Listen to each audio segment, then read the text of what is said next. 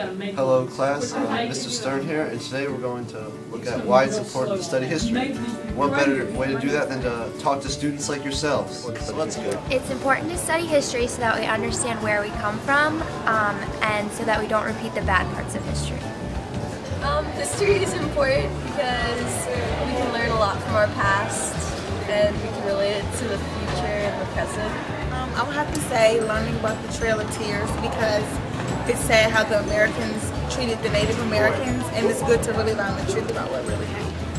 History is important because it makes for good movies like Titanic and National Treasure. The Civil Rights Movement. Okay, why is that? Because it's part of my own history as African American. I think history is important because when we look back at like current events, or if we look at the events right now, and then hopefully we can learn from the past, and that's why we should study. And then my favorite historical events to study is like European history because I went to Europe last summer, so I went to like a lot of historical sites and stuff like that.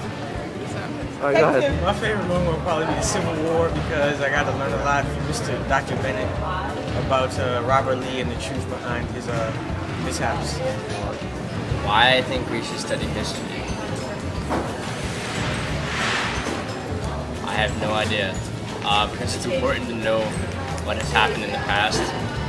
As history always repeats itself, so it's always important to know what happens in the past. I think that's pretty important. My favorite thing to study of history is presidential elections. That's all. Because why? Because I like to know about all the different campaign processes. That's all.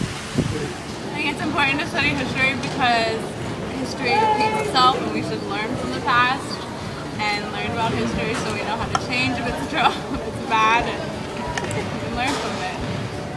I think it's important to study history so that we learn from choices we made in the past and don't repeat mistakes. Like, for example, communism, socialism, things like that, where those ideas can be very appealing in theory to people, but you can see from history that they're not feasible, they're not going to work.